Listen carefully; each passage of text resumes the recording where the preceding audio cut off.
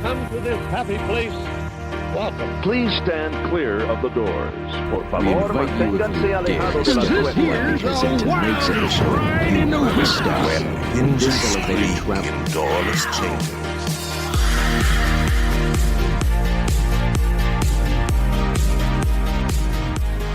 Hello and welcome to Miles from Main Street, your Far From Disney podcast. My name is Mikhailo, And I'm Brian, and we're here to talk about Disney World, but especially coping away from Disney. which we know a lot about being from the Midwest. Here at Miles from Main Street, our preferred travel agency is Magical Vacations by Kimberly. Kimberly is a Disney expert and can handle all of your Disney planning needs. She can also plan Universal and all major cruise lines. Contact Kimberly at magicalvacationsbykimberly@yahoo.com. And find her on Facebook and Instagram under Magical Vacations by Kimberly. So today on Miles from Main Street, we are talking about Disney performances. Probably one of the things that Disney does best and is very well known for is the entertainment inside of the park. It's really prestigious to go out and perform for Disney. I have lots of friends that have gone out and done that and then gone into Broadway roles and stuff like that. And you hear about that a lot. So today we're going to talk through a couple of our favorite live performances and see what we got in our lists. So Brian, I know you wanted to talk about one right away. Yeah, absolutely. This is going to be a fun show. I love doing the or seeing the live performances there, and I really hope we start getting some of the stuff back that we lost when they had to shut down.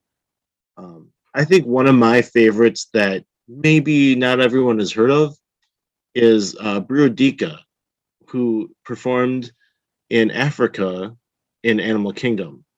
The stage is still there. You know, there's a platform kind of near the entrance to the safari, and they had a lot of hand drumming that would happen, and they also had like some dancing that would go on, and this guy would do like some acrobatics and stuff, and it was like a party, like a street party would be going on. People just kind of circle around and they pull people in here and there, and make you dance with them. You know, like. So I really hope that we're going to get something like that back, because that one in particular for me really solidified the whole, if you want to call it streetmosphere, which I know is more of a Hollywood Studios type of moniker, but the street performance that they provided was amazing. I just, you can't help yourself but stop and watch. Yeah, and that always feels very authentic. I think that's kind of like what you were going for, where it's like this feels like some sort of like party that would open up in this city that you're in Africa. And so that I always thought that was very cool, and it was always cool for Disney to kind of like bring these groups in and just let them do their thing and perform for people. I'm kind of bad at this, and maybe it's because I do live performances and I'm a performer myself, so I'm kind of picky with what I'll stop and see. But I've definitely walked by these guys before, and saw them doing the amazing things that they do with their hand drums and their dancing. It's very cool. But yeah, it's kind of weird for me because I don't know. I've said it before and I'll say it again. I'll probably say it in every single episode that we do, is that I'm just running through the parks. And so if something's gonna grab my attention and make me stop and check it out, like it's really gotta like really grab my attention. And so that's kind of what is difficult with these like small little things that happen here and there in the parks.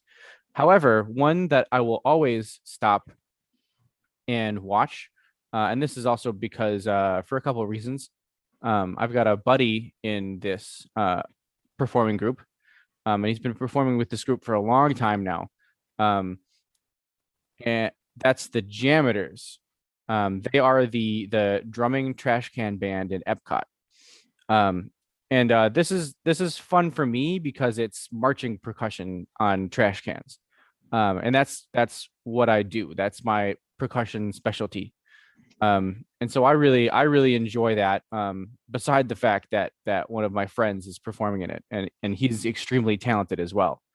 Um, but I've always liked that, and that it's kind of in that same vein where like they just kind of like come out, and they when they first come out they pretend as if they're actually janitors, and so they're like sweeping up and they're setting up their trash cans and they're doing, and then all of a sudden they start drumming on them.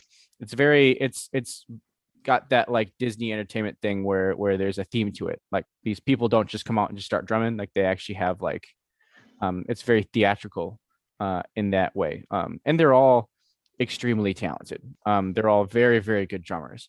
It's still kind of a dream of mine to be able to go out and be a janitor and perform it at Disney. But it's another one that is kind of that same way. It's kind of like Streetmosphere, where they just kind of go out in like certain areas in Epcot and play. So I've always liked that one. That one's always very cool. Yeah, Jaminers I have always loved, and it's the same thing like you were saying, like they're kind of doing the marching percussion on trash cans, and they. So I'll. Okay, sorry. And it's the same thing that you were saying with marching percussion. Like I have a history with that as well, and so I have some interest in that. And we got lucky in 2019 when we were there, and we were rope dropping Epcot, and they brought us in a little bit right up underneath the Spaceship Earth ball, and they brought out the Jaminers to kind of fill that time. They brought them in. They gave us a whole 15-minute long performance before they dropped the rope, and it was awesome. One, for the fact that we got to see the Jaminers before park opened, so that was one thing off my list. But also, I was like front row in the crowd at that point, so I was able to just like jam with them and have a good time. I think they even interacted with my daughter, if I remember right, a little bit because she was dancing along to it, and like just to be up close to that, I thought that was so cool to be able to watch them. And you're right, they're just so talented. And I think as we go along through this show, we're going to say that a lot. Disney has access to the top talent, Mhm. right? Like they can get anybody they want, basically, in the right type of format. So the fact that they have the Jaminers there on call, basically, is incredible. Like these guys are just amazing. So, um, yeah, I think that if anyone's going to Epcot, you need to search them out, find them. And one thing I noticed for the Food and Wine Festival coming up is that they're going to be known as the Jammin' Chefs, Mm-hmm. which I didn't know that they did that until last year. That they come out with pots and pans and stoves, like Yep. full on stoves. They wheel out. They were doing it on the American stage, American Gardens Theater, Mm-hmm. and they would wheel out their stoves, and they pull out pots and pans from inside the oven, and they would just go crazy with all that stuff. So, they each of them kind of takes a solo at some point, right? Mm-hmm. And yeah, they're just awesome. So my son got a chance to see him when we were there on our last trip, and he's still talking about it.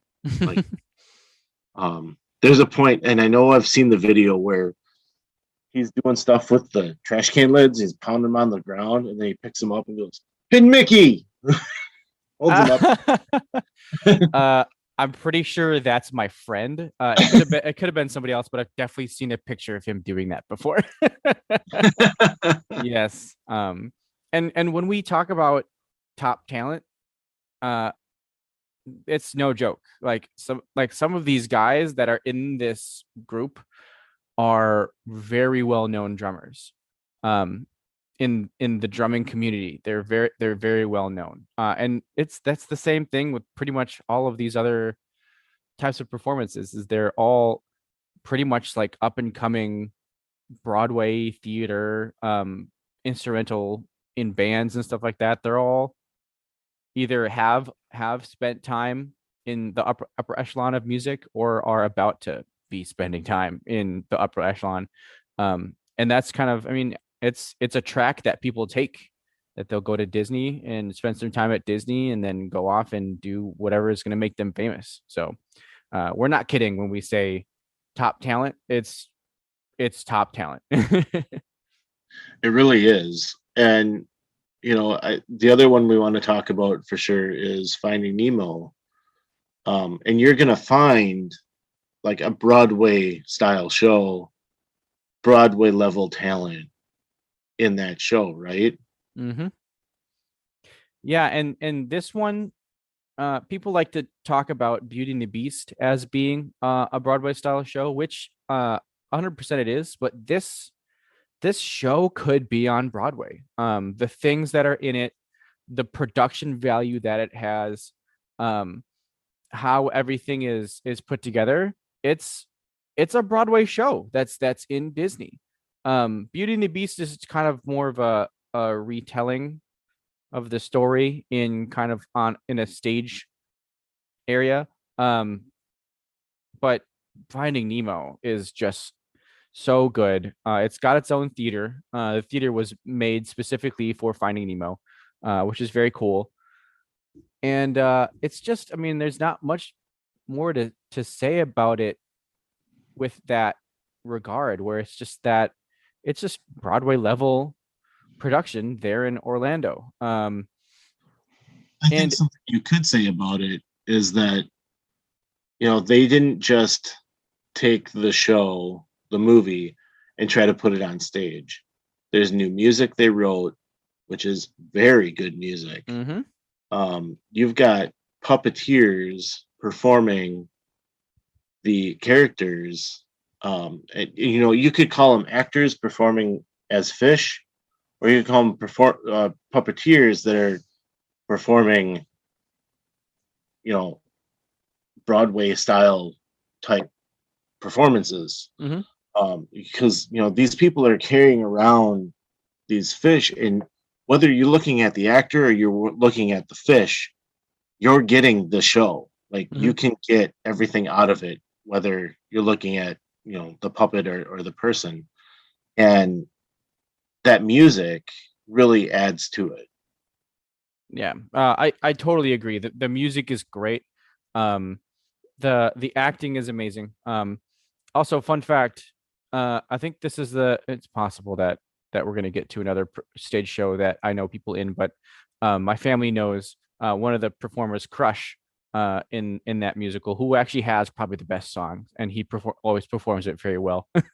But it's just so cool. When we're talking about production value with that, I'm a lighting nerd, and I was able to nerd out with that show because of how good these lighting cues were, and how the kind of equipment that they were using to get these looks.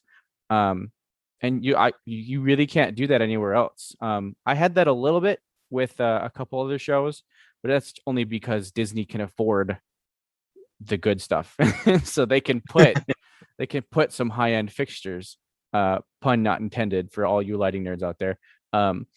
They can put high-end fixtures into these shows and not really worry too much about it. So that's always good too.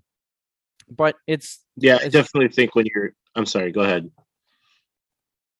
But it's just a testament to how great this performance is that you're able to have that kind of production value and do things right and do things the way it's supposed to be, the kind of way that Broadway does it right there in Orlando.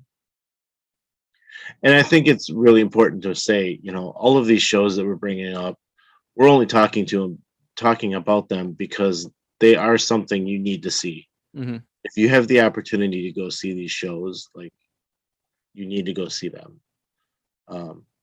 It's unfortunate they haven't brought Finding Nemo back yet, but I know they are.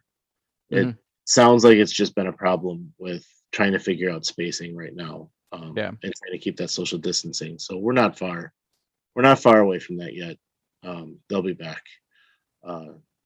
So when you have that opportunity, make sure you definitely go out and see them. Yeah, I totally agree. So along those lines of shows that you cannot miss, I would definitely recommend Festival of the Lion King, which has just recently started back up. It's a celebration version.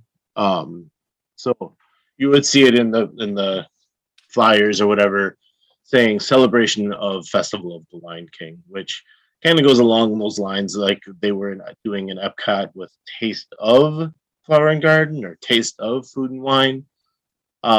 Because it's a little bit abbreviated. There's a few things that we've gotten used to with Festival of the Lion King that is not there. The biggest one is the tumbling monkeys are not involved. And if you either go and watch a YouTube video or if you get the opportunity to go watch it in person, which is highly, highly recommended, you'll notice that right now everybody is spread out 6 feet in that theater. And, it's going to be great when all of this stuff can come back to normal the way it was. But Festival of the Lion King, if we can step back and look at it historically, it used to be located in what was called Camp Mini Mickey. Camp Mini Mickey is now the Pandora World of Avatar land. And it basically was created to fill space. We need something on opening day. What are we going to do? They created this program, this show, that was only supposed to be temporary. It wasn't supposed to last very long. It's now been 20 years and it's still running. And anybody that's seen it will tell you it's the best show on property. The first time we saw it, my kids were 6 and 8. And we got to sit close. I think we were second, third row, something like that. And at the end of the show, they come around and they start asking for kids to come up and dance. So both of them got up there and they got to go around the arena and dance with all the performers. And I mean, that kind of sealed the deal for me right there. But the whole show is so good. Like the four main parts, they've been there from day one. They're still there. Some of these guys are still performing it. Mm-hmm. And they're just amazing. I'm terrible with names, and the lead bass singer, he is incredible and has been there forever. And to be able to hear him sing in those, and he'll do a lot of the like the Scar song and a lot of that stuff. Anyway, these guys have done a very, very good job, and it shows how much Disney knows how popular it is because they went ahead and built their own theater for it. And it came back as quickly as they could get it back. So when you go to see it, like I said, the tumbling monkeys won't be there. The birds won't fly. I think the dance that they replaced the bird flying with is still real beautiful. And that, if I remember right, is to Can You Feel the Love Tonight? So as you can tell, I'm very excited about the show. And I will talk to you about it for a very long time. It's a really, really good show, and everyone of every age is going to love it. Yeah, I remember being very young when I went to go see it, so I don't remember much about it. But I hear all the time about how much people love this show, and how great this show is. So definitely something that I have to go check out for myself again. And yeah, it's just a very cool show, and it kind of makes me think of something I wanted to talk about a little bit was old shows that extinct shows, if you will. And one of my favorites to this day, probably the coolest show I've ever seen Disney do. Um, it was called Tarzan Rocks, and it Yes. and it had rollerbladers rollerblading around as if they were monkeys in the trees and everything. It was just so cool. And I mean, Phil Collins, that soundtrack to Tarzan was fire. So it's that right there. And just a concert with that would be amazing. But having the acrobatics of these amazing rollerbladers, and just like having that gimmick was so cool. So there was that one. And then there's also the Hunchback of Notre Dame, which, again, another performance that one of Carlo's friends was in. And that one back in the day was very cool too. But these were all kind of like they came out right around like when these movies were getting popular, and then they went away. I have seen online that there was also a Pocahontas show, but I never saw it, and I feel like it was only around for like maybe a year. But that I've seen videos of that, and that also looked very cool too. So yeah. And going back to Tarzan Rocks, that was in the theater that Finding Nemo is in now. But it was more open air. It was smaller. Yep. Like you said, they kind of built the theater for Finding Nemo, Mhm. like it is now. I do recall this was back when my sister was doing her college program, so I was able to go to Animal Kingdom a few times during that time, and I did get to see Tarzan Rocks, and I believe they were doing Jungle Book, like they did a Jungle Book and then they went to Tarzan, or maybe they did Tarzan and went to Jungle Book and then back to Tarzan. Like it was kind of a weird thing that they did. Mhm. And I'm guessing it was probably Tarzan, Jungle Book, Tarzan. I don't recall. I mean, that was 20 years ago, guys. Come on.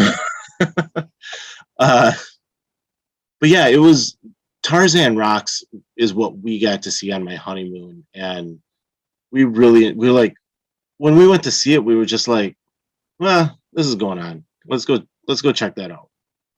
And we sat down and like, wow, that was really cool. So the only reason I say that is that it kind of goes back to these shows and these performers are world class. Like there's no reason not to go see the show. Mm-hmm.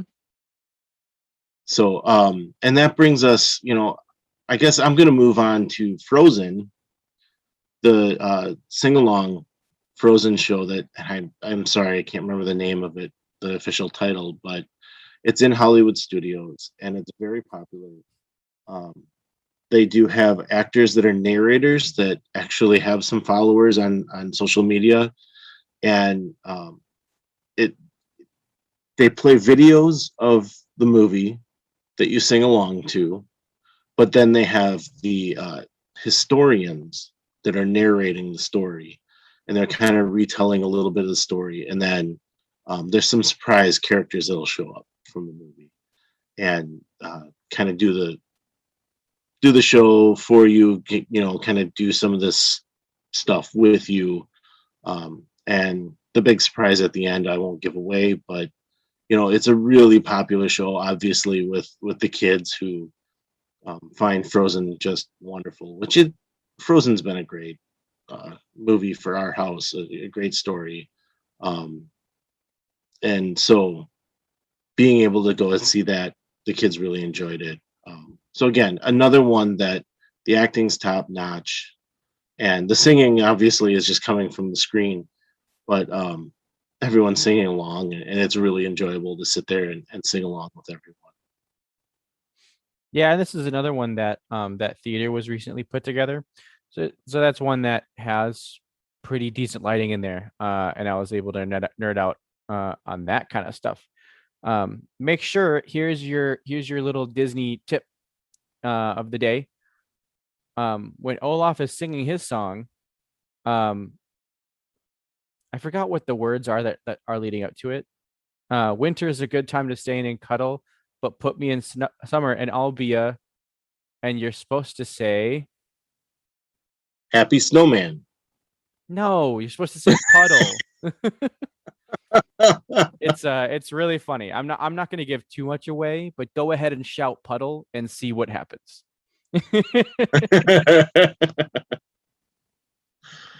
I love the little things like that Disney always throws into their shows that Mhm. kind of make it worth seeing, even though it might be a retelling. Um, right in that same park, another really favorite show that the kids really enjoy is the Beauty and the Beast live on stage show, where we kind of mentioned it a little bit earlier, but the actors are in full costume. Like somebody is walking around in a Chip costume, somebody's walking around in a Mrs. Teapot costume. And they kind of retell the whole show. And that's another one that really wasn't meant to be there very long, but it's been so popular that it's still there. For sure, yeah. And I've seen this one before too. And it really, I mean, it does the one on Broadway justice. It's not quite up to that level of like something like Finding Nemo in the parks. But it's fun, and it's that musical in general is very cool, and it's a very very cool musical to do and to go see. Kids love it because of all of the people in costumes and such. And so it's just got that like Disney whimsical feeling to it, where it's just like a fun thing to go do and check out. And yeah, people love it. It's been there forever. Um, and one that actually I feel bad because it's well loved by a lot of people. It's not loved by me necessarily, mainly because it's like I've seen it once and I was like, meh. But I love the movies. Uh, and that is Indiana Jones, the Indiana Jones Stunt Spectacular.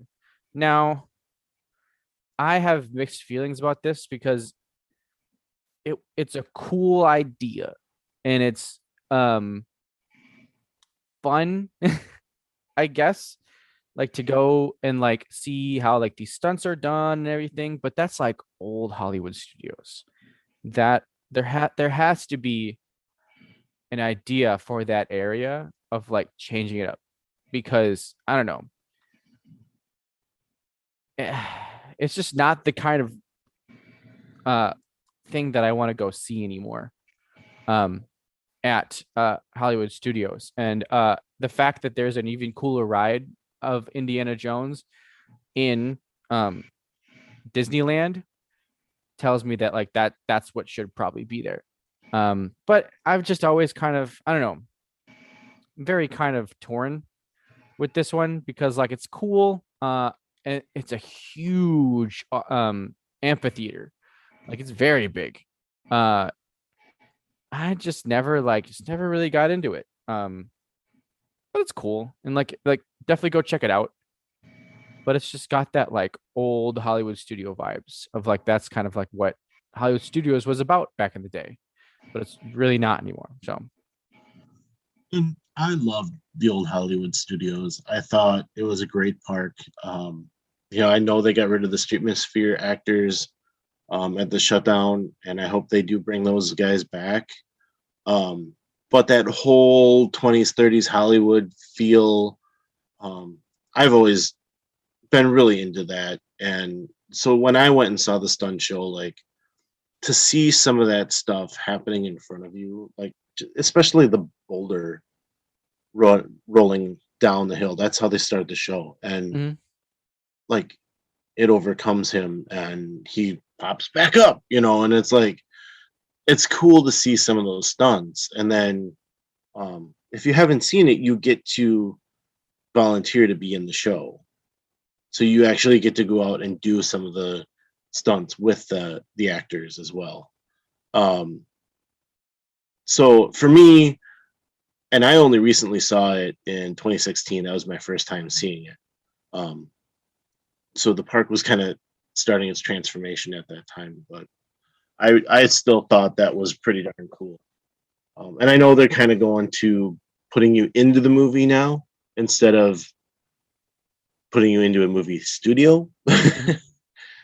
So I think that where it's headed is probably going to be much better for them and much better accepted by the masses. But I still think Indiana Jones is fun.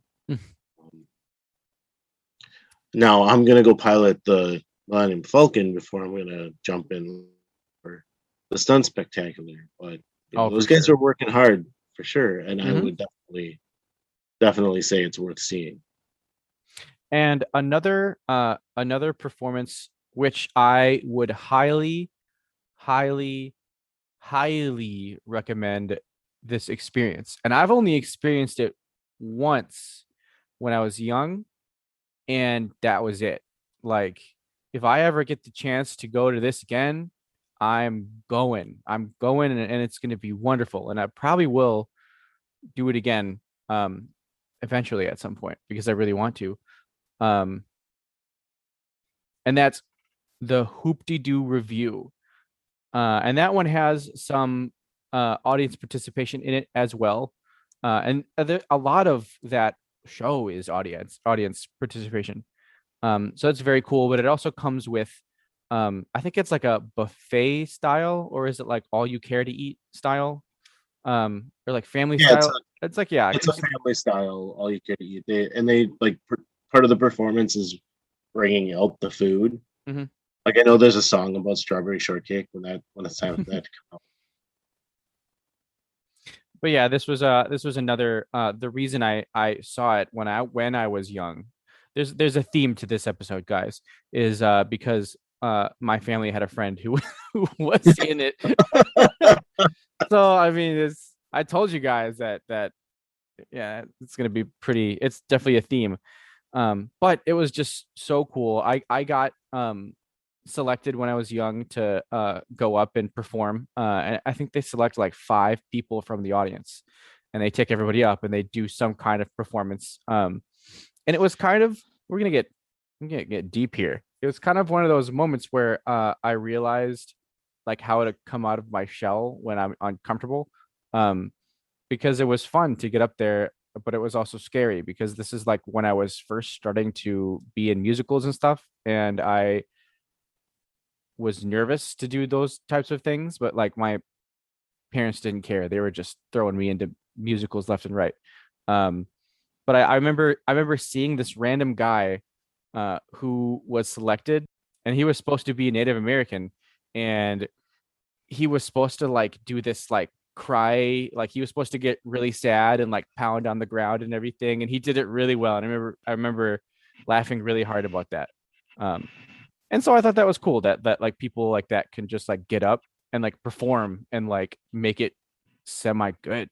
So that was cool. I think it's definitely worth mentioning that this is the longest running dinner theater in the United States. Again, Wow. Another show that was thrown together as, guys, we need something for people when they're not in the park. Like 1971, let's think about this. All we had was the Contemporary, the Polynesian, Bay Lake, and the Magic Kingdom. So what are you doing when you're not in the park, right? And they kind of a few days after opening realized they needed a little more things to do. So they threw together Hoop-de-Doo Review. And what are we now? 50 years. Yep. Coming up later, and it's still running. So I think that's a theme as well, is that Disney knows how to throw shows together. Exactly. And I think especially with this, there's a little bit of nostalgia in there. But at the same time, it's like I didn't have nostalgia when I first went. It's more of a like country western type show. But still, it's like put together very well. But it's been going for a long time. And to kind of talk about country western type shows, this isn't technically a show, but it's kind of got that feeling. It's the the jamboree, the bears and the bears and the Bears. country Jamboree. bear jamboree. And I still got that show style feeling. I mean, if you've ever been on it, you understand why. But it definitely it feels like a show, even though it's technically a ride. But like you sit there, and I would kind of lump that into Muppet Vision 3D, and then I don't even know if it's there anymore. I don't think it is, but like stuff like Honey, I Shrunk the Kids, Captain EO, stuff like that, where it's like a show style, but you're really just kind of like going and sitting in a chair. Tough to be a bug, something like that. Um, and those are all still very cool. And then something else that kind of like an honorable mention that we can talk about is like castle shows, things that happen on a daily basis that you can kind of stroll by, but aren't. I mean, like aren't technically shows that you like go and sit down in a seat to watch. Yeah, the castle shows have they have a lot of great ones. In the morning, they used to run one, and I'm sure they'll bring it back when they can. But they would parade out probably 30 some characters in that morning show to say, "Hey, welcome to the Magic Kingdom. Have a great day. Thanks for coming," type of thing.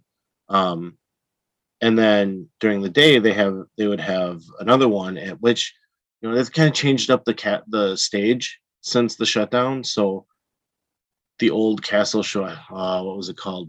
Fantasy Fair, Mickey's Fantasy Fair, I think. Um, they might actually go away from that and do something new, which would be fun. But that was done, multiple times during the day. My daughter was watching videos of it, and so when we finally got there and could watch it in person, she was just all about it. She thought that was the greatest thing. So, these are shows that they have around, but there might be a recording that you're watching instead of an actual performer performing. Which they're still entertaining. They're still great shows. But tonight we were kind of focusing on those actual performers, singing and performing their hearts out every time that they're on the stage. Yeah, and one of the reasons I kind of wanted to bring this up too was Hocus Pocus, because that's a castle show that I want to see. Like that, all the videos that I've seen of it. I mean, I love Halloween. I'm a big Hocus Pocus fan. But all the videos I've seen look so cool. So that's something I definitely want to get out and experience myself. But yeah, I think we've touched a lot of good shows. Brian, can you think of anything else off the top of your head? Yes, Voices of Liberty. Oh, yes. Scott kind of skipped over that, but they're an a cappella group that sings patriotic music. They've been using them a lot during this whole COVID thing in different functions, mostly out on the American Gardens Theater stage. But typically they perform inside the American Adventure building, and they have a rotunda that they perform under, which just makes their voices so much more beautiful. And the performances are amazing to listen to. I also have a history of choral music, and because of that, I love 4-part harmony. So, like to go and listen to them perform has been a real treat. And some of the live streamers have been showing them off a lot lately, and I just am blown away because it seems like every single one of them gets some sort of solo at some point, and every single one of them nails it every time. And it's just another one that you need to go and see it. Yeah, I don't really know anything about choral music, so I wouldn't really know much about anybody who knows me is laughing right now. Yeah, and that's funny. I've just never, other than this past trip that I went on with my brother and sister, just never really wandered into I've never seen that another show type thing, which is cool. It's like a show with animatronics, is the the show in the American Pavilion. I forgot what it's called. Called the American Adventure. The American Adventure. It's got really cool music. I've listened to the music before. I've just never gone in and seen that show. I walked into the rotunda area where they usually sing, and then kind of like the staging area for that show, I think. But just I've never really wandered around that pavilion before, and you should, because I've never seen the Voices of Liberty live. But that's another cool thing about Epcot is that they have these little pockets of performances. Not anymore. And we hope that they will all be coming back because they were all extremely talented and they were all representing their countries very well. Mm-hmm. But that's another thing that's cool, that you can kind of go around Epcot and just like find these great performances. I remember, I think they had gotten rid of them before COVID, but it was the Lumberjacks that had a rock band in Canada. They were really good. I forgot what they were called. Off Kilter. Off Kilter. Yeah, they were really good. They have, I mean, you can find them on Spotify. They have some really cool stuff. So they were really cool, but it's just like little things like that where like in each country you'll have some sort of little performances. And they're all kind of different. They're not all rock bands. I mean, there's a rock band in Canada and there's a rock band in the UK.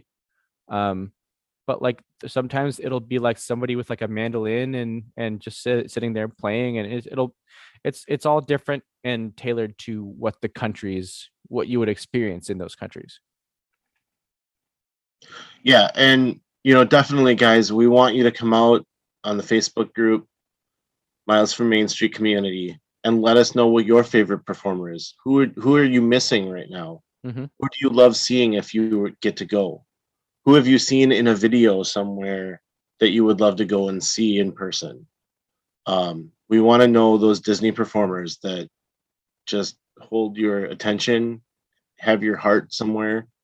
And I know that you guys are screaming out somebody that we missed. We want to know who that is.